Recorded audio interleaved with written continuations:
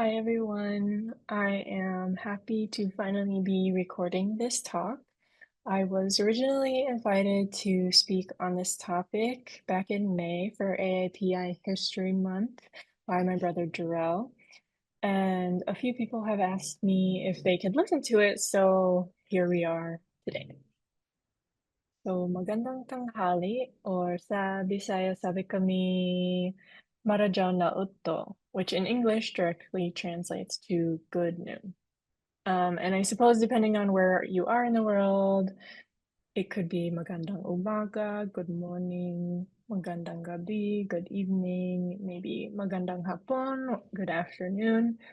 But no matter where you are, maraming salamat o salamat karajaw or thank you very much for making space to learn about the process of decolonization among Filipino Americans. Ako ay si Krista Guanlao Sison-Dunlavy. Ang palayaw ko si Kiko, which means my nickname is Kiko. Now, before we dive into the heavy stuff, I'll take about 10 minutes to tell you about myself, my upbringing, and then we can set some context by looking at a very brief history of colonization in the Philippines. We will define decolonization, and I'll share what that experience has been like for me personally. And lastly, I hope to share some practical approaches to indigenization.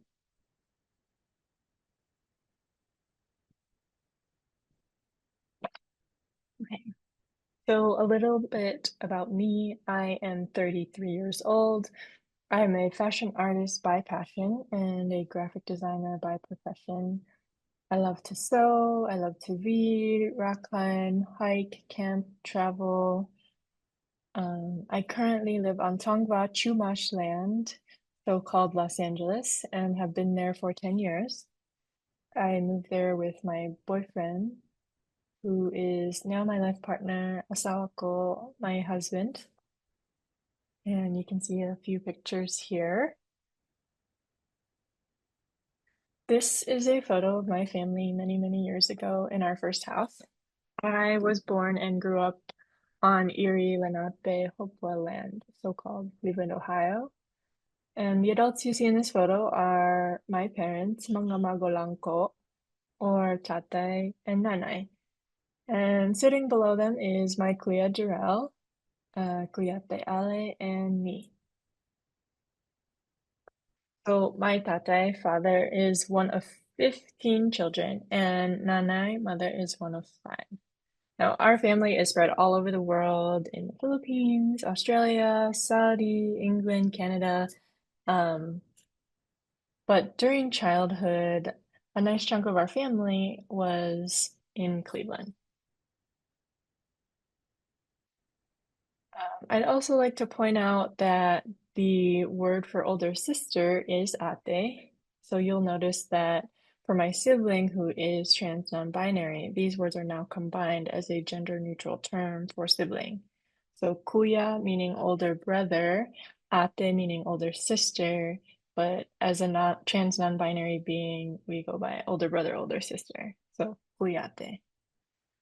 And anyways, there's three of us, but I'm also, so that makes me the youngest, the bunso, but not only the youngest of the three, I'm also the second youngest of an entire generation of countless cousins, obviously with 20 titas and titos, you could imagine. And some of those cousins, I don't even know if I've ever met them.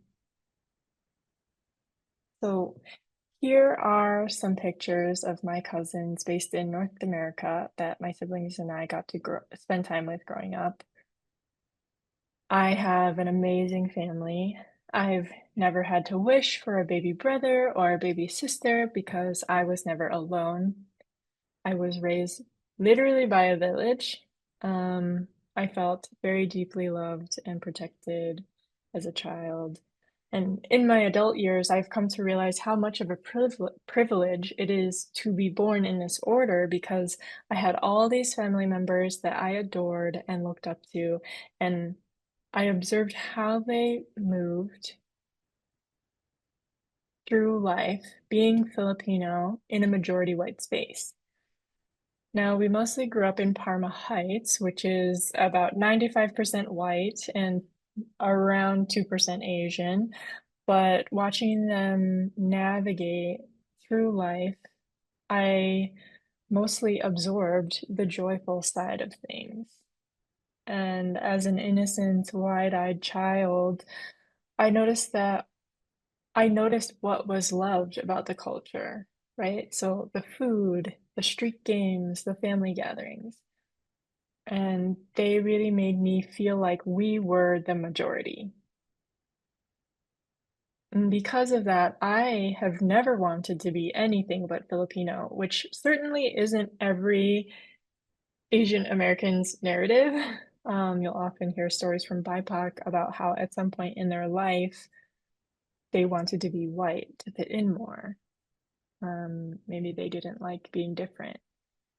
But I will also add that I did know that my life would be easier if I was white, but I just didn't care because I loved the culture so much. From my perspective as a child, most kids didn't have a whole village raising them. They didn't have a van full of cousins taking road trips together every summer. And they didn't get to eat rice every day, which is a huge bummer.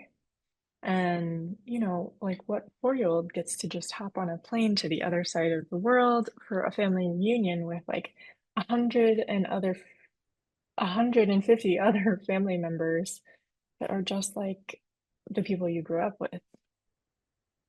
So community was very much embedded in me since birth, but I also believe it's more than just that.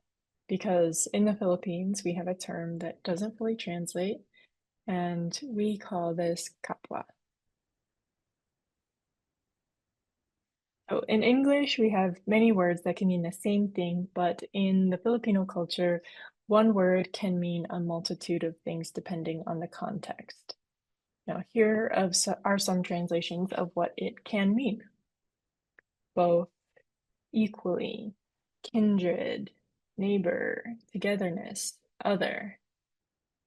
Now, other kind of stands out there, um, but the cultural meaning or practice of kapwa is explained in a few ways that I find very beautiful.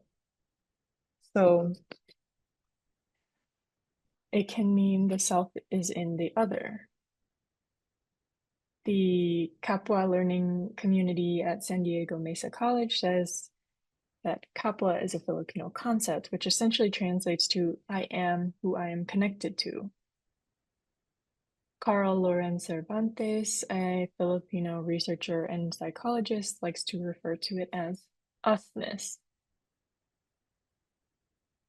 The Museum of Science and History in Jacksonville, Florida said, to live in the spirit of kapwa means to embrace our shared identity and to care for our fellow beings.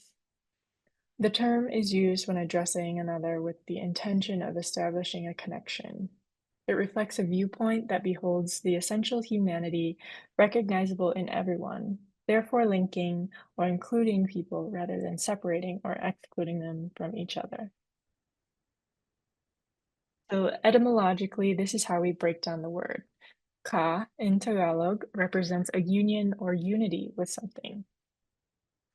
Kapatid means sibling.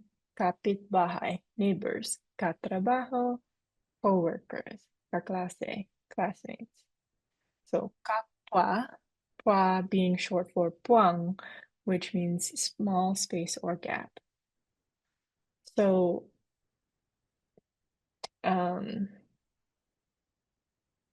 finding unity with something in that small space or gap. So now we're going to dive deeper into colonizing and decolonizing, which is a very tough subject and it might get a little heavy. But if you do take away one thing from this talk today, I hope that you carry kapwa with you.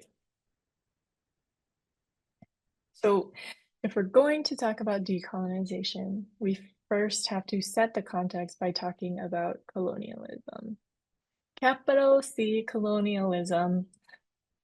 So if you Google search colonialism definition, you'll get the following answer.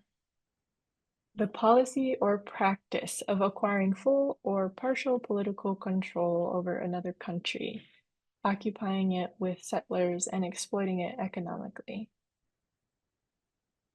But if we put our anti-colonial caps on, I also researched colonialism as defined by indigenous peoples, which of course yields a much more complex answer, so much that AI had to give it an overview. Now, do we trust AI? Still debatable, but I did click into some of these links and I feel like this is a pretty good summary, so I'm going to read it. Indigenous people define colonialism as the practice of domination, where a country takes land by force and oppresses the indigenous people who live there. This can include stealing the indigenous people's culture, land, and resources and imposing their own values, religions, and laws. Settler colonialism is a type of colonialism that aims to replace the original population of a territory with a new settler population, often indigenous people. This is often accomplished through genocide, violent depopulation, or the theft of indigenous culture. Settler colonialism is also often Eurocentric, meaning that it assumes that Europeans and their values are superior to other indigenous cultures.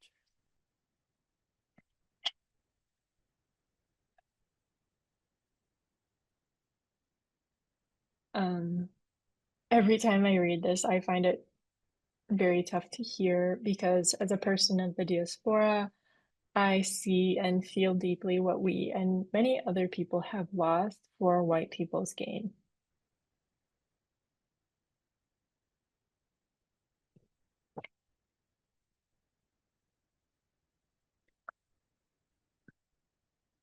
And I want to say this because it's the reason why I decided to speak about this topic anyway. I've never, ever met a white American or European person that truly understands the depths of how painful colonization really is. They do not grasp their role in it and the responsibility that they have to actively refuse it.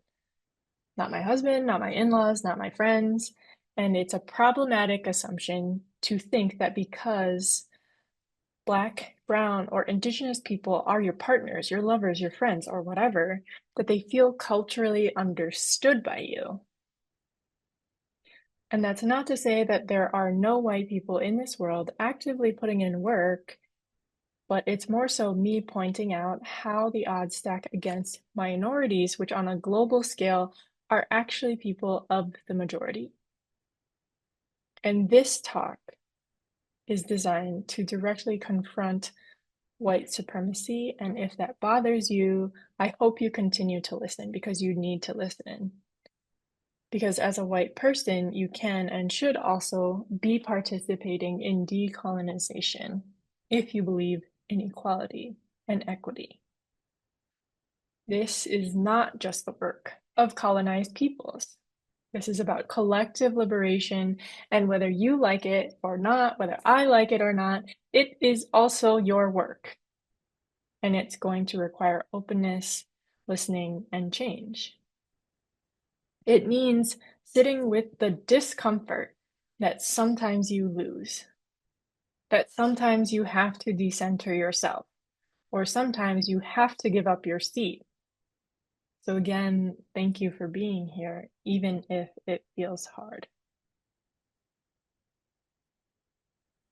So let's take a look at the colonized history of the Philippines.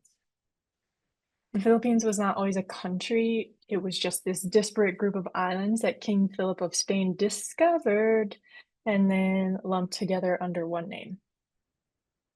Spanish colonization lasted 377 years from 1521 to 1898, which was followed by American colonization for 48 years from 18 sorry, from 1898 to 1946. Sorry, I got lost in my notes. But also on top of that, during 1941 to 1946, and maybe even a little trickle over those years, Filipinos were also occupied, brutalized, and dehumanized by Japan. That's 425 years of domination. And 4 centuries of having other people controlling us and being our masters. Now, today, the Philippines is considered an independent nation, but it's still a neo-colony, meaning that the American influence is still very much embedded into the systems present in the Philippines today. So when we think about this 425 years of domination, it makes sense that we see a lot of Filipinos in solidarity with the Black community, with the indigenous community of the United States or North America, with Palestine, because we know what occupation feels like. We know the consequences of that because we feel it in our bones. We feel it in our blood. So I don't want to just brush over these 425 years with a timeline. It's a long time. So let's talk about some of those lasting effects of our colonizers.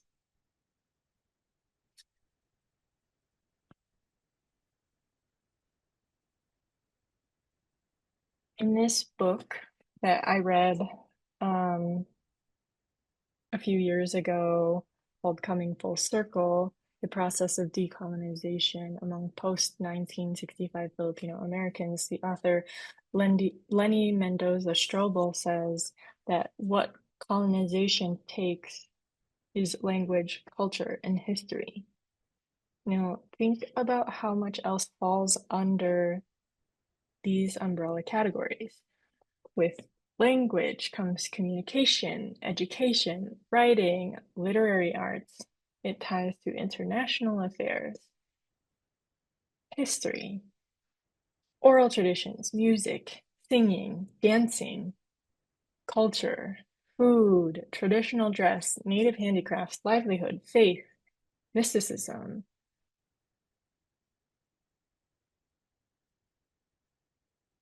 ancestry, legacy, memory. I love this powerful statement that Strobel makes in the book, which says ethnic memory sustains ethnic identity. So this page here is a very powerful chart. Now, although the US only governed the Philippines for 48 years in comparison to the nearly 400 from Spain, an impactful strategy that the US had was to target the Philippine educational system. Now, this picture is a chart on how the US took over education in the Philippines by assigning soldiers to be teachers. And so if you look at the chart, it seems a bit strange because the Filipino teachers largely outnumber the Americans. So how is this effective? I'm going to read a bit from a book about Strobel's research. So this says, the Americanization of the Philippine educational system. On August 23, 1901, the USS Thomas arrived in Manila with 1,000 American teachers. 2 months before, 48 teachers had arrived aboard the USS Sheridan. After the Philippine-American War, many of the American soldiers who used to sing "Educate Them with a Crag," which was the standard army rifle of that day, assumed the role of teachers. William Howard Taft believed that the best way to pacify the Filipino was to educate him. And by 1902, there were 1,074 American teachers in the Philippines whose mandate was to train Filipino teachers. In describing the Philippines as an American-made tragedy, Pomeroy discusses how, in order to serve its own investment needs, the United States paid particular attention to the Filipino education system.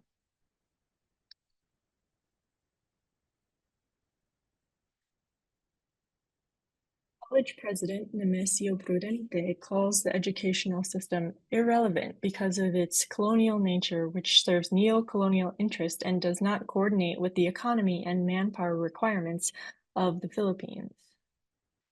This is the educational system that produced the brain drain generation of Filipino immigrants to the US after 1965. It also says the Philippine educational system was shaped by this overriding objective of preserving and expanding American control. So there's a lot more to read in this book, but these numbers reflect soldiers pacifying or educating Filipinos until they became educated to American standards, and then those Filipinos would be hired as teachers so the Americans could go home, leaving us with a colonial mindset. So what started as Americans colonizing Filipinos ended with Filipinos colonizing other Filipinos mentally. Think about this deeply. Many of us are in school for at least like 15 to 20 years, maybe more of our lives. Not only are we learning from those years, or not only are we trying to unlearn in the process of decolonization from those years of school, but we're trying also to dig through 425 years of outsiders imposing their thoughts in our minds. This is why it's so important for us to decolonize. And I want to tell you that preparing this talk has been kind of heart-wrenching for me because to reflect on the process of decolonizing myself, I'm constantly reminded of what we've lost, and I find myself speechless that we even survived colonization. And we have another concept in the Philippines called utang na loob. This means debt of the soul. And I'd say that it's pretty like widely applied across a lot of things. It could be like, oh, I gave birth to you, so you owe me your entire life. It could be like, I'm your father, so you have to buy me a house. But when I think about the suffering my parents and grandparents and ancestral line had to endure, I cannot help but think, how could I possibly, how could I possibly repay this debt? What could I possibly do? And the only answer that seems even remotely worthy is to decolonize. So, what is decolonization?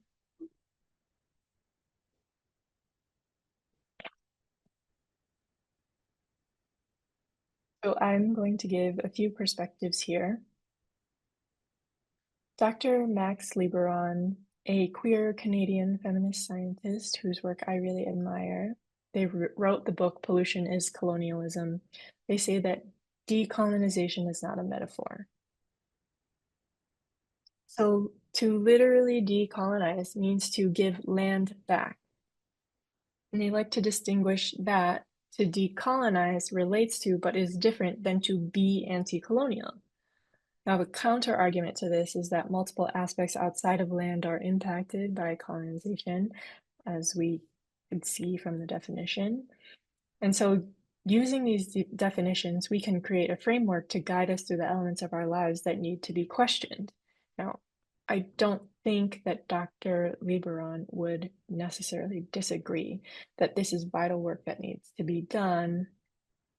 But the premise is that if land back is prioritized, then those who have been colonized are given their physical space to live their preferred ways of life and have a clearer, uninterrupted path back to their culture, their spirituality, their values, etc.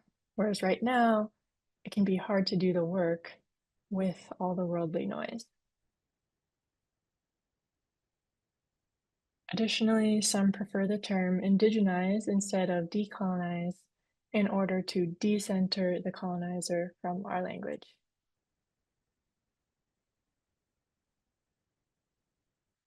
books says that decolonization is the construction of maps for healing, of learning how to drop powers from the deep, like before, to understand the structures of deceit that the colonized has learned as survival strategies under oppression, such as telling lies, wearing masks, and valuing appearance.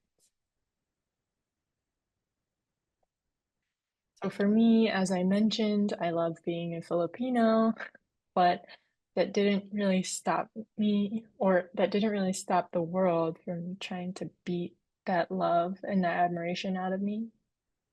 Now, going to school in New York really did a number. Being in the working world, where I really do believe people prey on Asian submissiveness. Um, I tell this story often when I talk about my journey in sustainable fashion, but I went on a couple of trips to China for work, and I was like 24 years old and witnessed terrible working conditions, people my age or younger working 6 days a week in dark, dingy, dusty factories, and their eyes just felt so empty. And that's when I realized that I, in some way, became their colonizer. And it took a long time for me to know what to even do with that. Um, And it wasn't until around 2019 that my gears around decolonization really started spinning. And I owe so much of my journey to my sibling Ale, who really laid down the stepping stones for me. I had been attending a church in LA for a few years, beautiful worship, lots of young people, and I led a pretty large community of young adults. But most of which who attended the community group I led because they had a lot of questions about faith and the church or had been hurt by the church before.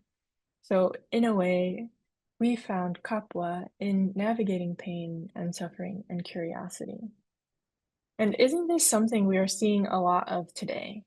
Solidarity born from people fighting against imperialism. Eventually, some big things pushed me to leave that church and community behind. One being that I had very loudly and proudly vocalized my stance in support of the LGBTQIA plus community, and they had some words for me about it. They didn't want one of their leaders passing down beliefs that they didn't support, as if the young adults there couldn't think for themselves. So again, we see the colonial mindset repeated. Eventually, I even got in a screaming match with the pastor, and I did try and be a better person and stick around to be a support for the rest of the young adults, but they made it really difficult. And I started to feel like I was being surveilled by the church staff. And I tried to have conversations about how our group wanted more diversity in leadership, considering all our pastors were white. And I was told, I'm tired of talking about diversity. We're a diverse church, so this kind of thinking has to stop. So I'll repeat again, it's a problematic assumption to think that because Black, Brown, or Indigenous people are your partners, lovers, friends, or in this case, congregants, that they feel culturally understood by you. Essentially, it just became a lot of gaslighting, and unfortunately, what it did was turn church into a prison for me. And how sad is that? To me, these leaders put God in a box. Their so-called all-loving, unconditional God. Turns out the condition is asking for diversity. Rachel Held Evans said that every person is a world. And if people really, truly, and deeply believed that God was inside in each and every one of us and acted that way, we wouldn't have to have this conversation right now. We could believe that God is a beautifully radical, anti-capitalist, anti-Zionist, gender fluid, multiversal being. That God could do all of it, could be all of it. but instead he is now limited to being an all-powerful white man, and I am not interested in capitalist Jesus. Well, anyways, I digress, but needless to say, my experience with this church was so jarring that I just dove into decolonization right away. Read a lot of books, listened to a lot of podcasts, followed a lot of anti-colonial content on social media, watched a lot of lectures, etc. And it was a lot to take in, but I also figured that decolonization is rooted in unlearning. So as you unlearn, you also have to think about what you want to fill that space with. What do we want to let go of, and what do we hold tight to? So indigenizing ourselves. I want to leave you with practical steps. So we'll start with these 5 points. 1, pick one thing and start there. Now, what does that even mean? You could pick art, music, poetry, fashion, spirituality, language, food. Food is where I chose to start. Back to the foundations of my childhood. I mean, like, how many of your mothers loved you through food? Part of this is so much about loving ourselves again, and our native foods have so much power. They transported me right back to that place of love and protection and comfort. Learning to cook Filipino food was like sitting in my dad's lap, getting a subo of rice and sinigang from his hand. And so when you feel satisfied or proud or sustained in the food that you've cooked or whatever it is that you chose, pick another thing. And of course, it's challenging at first. Maybe the food doesn't taste exactly like your mom made it. But I think as you keep going, pushing forward, moving forward, it becomes joyful and liberating. My second thing was language. Although my parents speak Tagalog, they decided to stop teaching it to me and my siblings at a young age. And I've always viewed that as a choice of cultural assimilation. Our parents wanted us to fit in as much as possible, to be respected as much as possible. And most of my life, I wanted to learn, but I couldn't find the discipline or the resources to do it. And living in the Philippines last year for 3 months just kind of forced me into it. I mean, being in a foreign country by yourself, trying to figure out what's going on around you without knowing the local language is what I imagine to be like losing one of your senses. And when you lose one of your senses, all other senses must heighten. And what I found was really special is that even though I didn't speak the local language, I was still able to experience kapwa with my fellow Filipinos. And they were surprised that I grew up on sinigang and rice and lumpia and pancit and dinaguan, that I knew how to cook it. To see, feel, and experience kapwa, we really need to listen.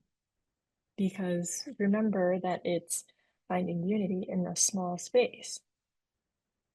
Now, recently I went to this presentation by Christine Sun Kim, who is an Asian artist who is deaf.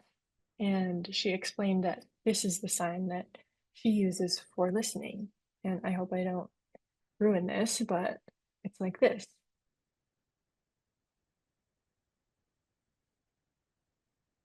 And I love that because it's much more nuanced. It's much deeper than just hearing. It's what are you absorbing?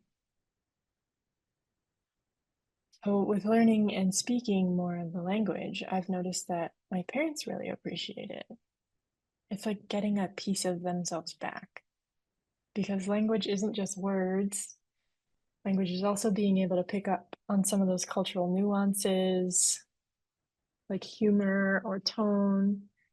It breaks down a wall where that was built by fear.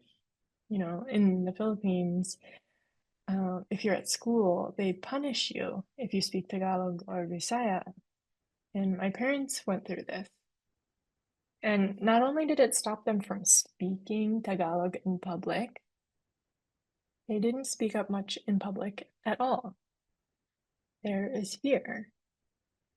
This makes me ask myself, what could we as Filipinos and Filipino Americans accomplish if we weren't afraid of unfair punishment? 2. Normalize making mistakes and correcting them.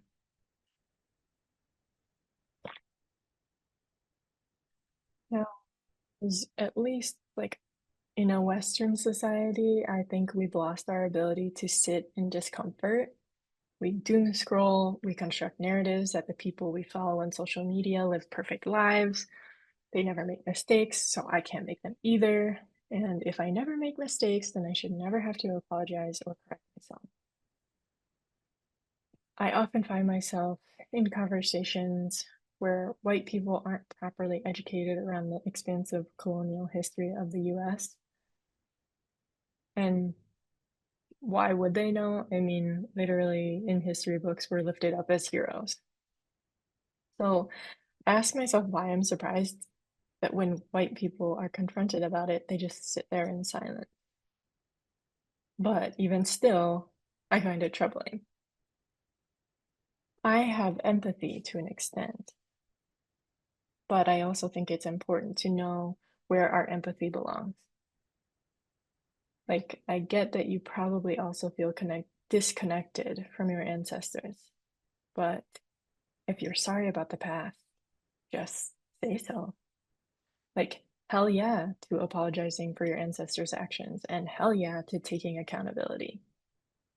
If I had a friend, if I had a parent, if I had a sibling that did something shitty to someone that you know or to you, I would apologize for that because I am connected to them via kapwa.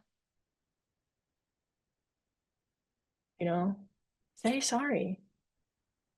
Give us something to work with. Show us that you're trying, that you are acting on refusal of white supremacy.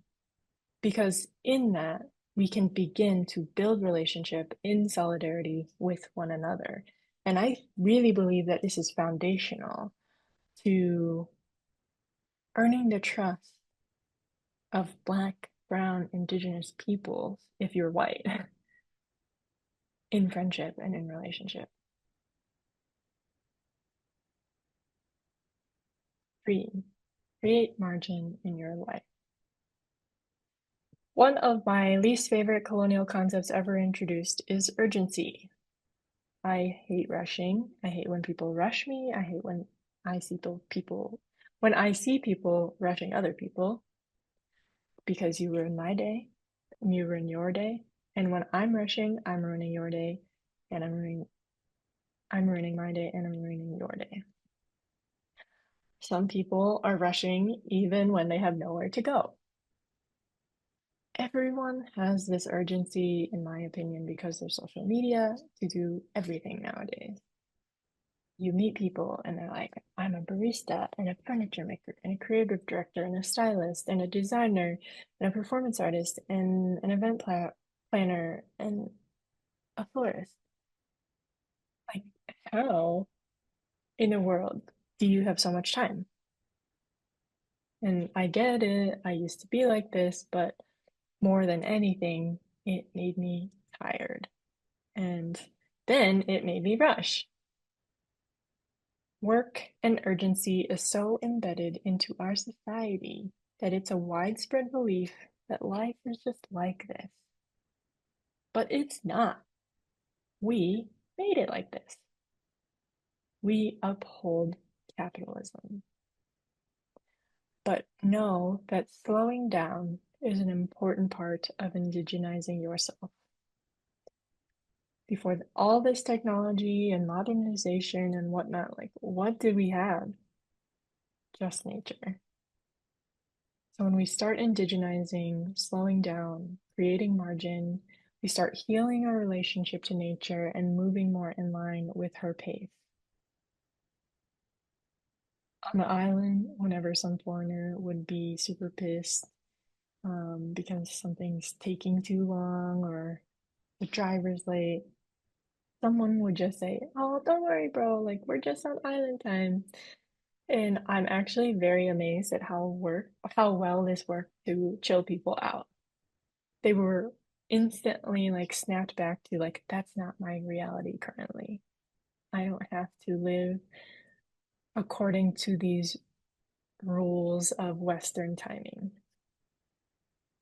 And I'm not saying like crash on your couch and binge Netflix for 12 hours, but there's a book titled How to Do Nothing by Jenny Odell, and she reinforces this idea that we have 24 hours in a day.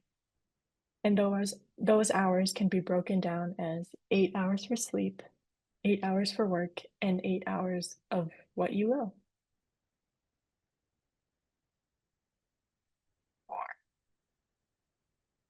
be kind to yourself, which arguably could be the hardest part. You experience so many emotions in the process of decolonizing. You might feel betrayed, confused, tired, angry, depressed. And I'd say that decolonizing is a process similar to grieving. I mean, even right now, if you're not actively decolonizing, you could be in denial. Some of us are in it longer than others. And for me, it's not all linear. I definitely still go through seasons of confusion, anger, depression, acceptance, etc. And a tool I find really useful when I'm spiraling or catastrophizing is that I have a list of activities that I know will calm me down. Meditation, sewing, yoga, walking around outside, or just standing in the sun. Calling my sibling or my mom. It's like my roadmap back to peace.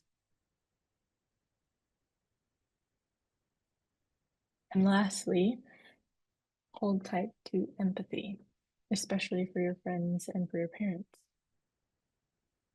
Like I said, you'll experience a lot of feelings, and one of my biggest challenges through my process was to not project my anger towards my closest friends and family. Strobel, in her book, said this: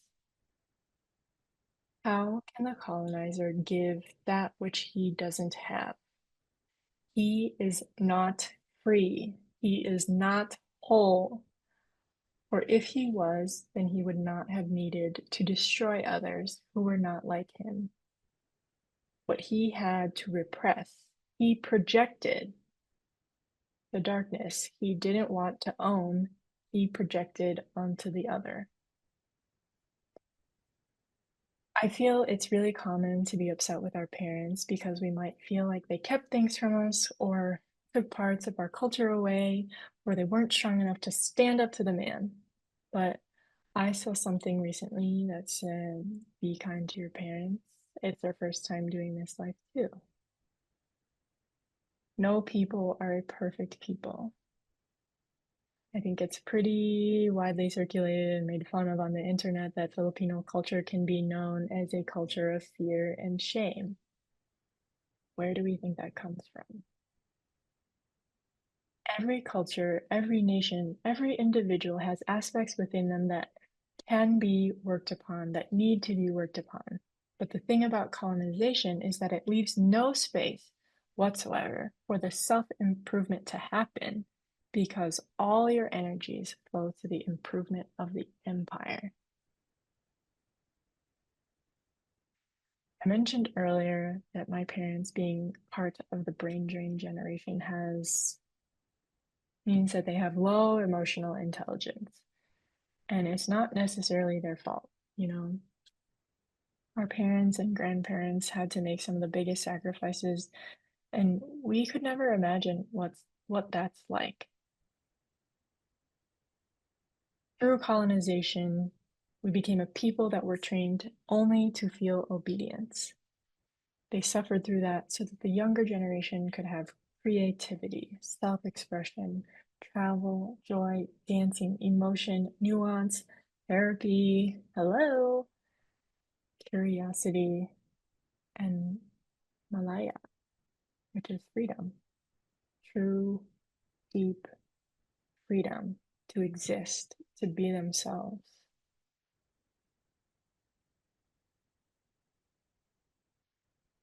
So that's all I have for this talk.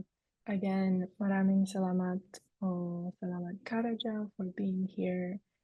If you have any thoughts, I'd love to hear them, discuss them, or if you have any questions, you can put them below. But thank you for your presence, your openness, and your kindness.